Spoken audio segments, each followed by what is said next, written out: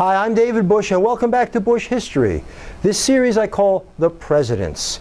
It's a snapshot look at each of the administrations in American history. Much more information can be found at www.bushhistory.net. What you're going to see here is a snapshot of what happens during the Garfield administration, which, by the way, is pretty much a snapshot by itself. But let's take a look. James A. Garfield, 20th President of the United States. His vice president is Chester A. Arthur. He is a Republican. The Republicans are pretty much dominating the government at this time. By the way, this Republican Party in the late 1800s is not the Republican Party that we are living under today. The name has followed along, but certainly a lot of the thoughts and ideas have changed over the years. His term of office, 1 year, 1881, specifically March to September 1881. He wasn't terribly lucky. Who came before him and after him, and what were their parties? Rutherford B. Hayes was a Republican who preceded him. A. Arthur was a Republican who followed him. Any unusual circumstances surrounding his ascent to the presidency? Well, James A. Garfield, not only was he unlucky, he wasn't really meant to be president of the United States. The Republican Party is divided and splintered. People are debating the whole gold-silver thing.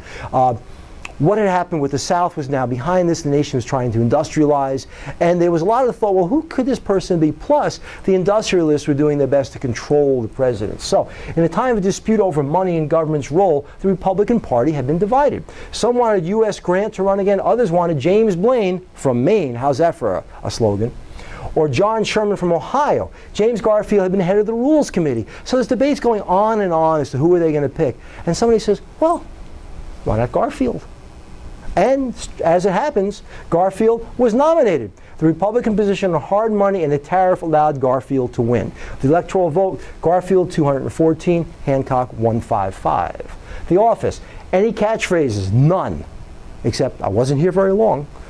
And 7, when we left office, was it by choice, defeat, natural death, assassination, or resignation? Assassination. He was assassinated by a guy named Charles Guiteau. Excuse my pronunciation of that. Charles Guiteau had been a supporter of Garfield, and he had wanted a position in Garfield's government. And Garfield rebuked him. And Guiteau said, well, you don't want me? I certainly don't want you. And he offs James A. Garfield.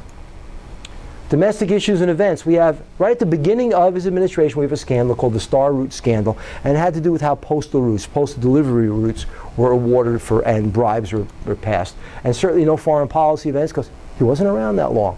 So this may be the shortest, or one of the shortest, certainly, of these Busch History videos on the presidents. Anyway, for now, I'm David Busch, and this is Busch History, and have a great day.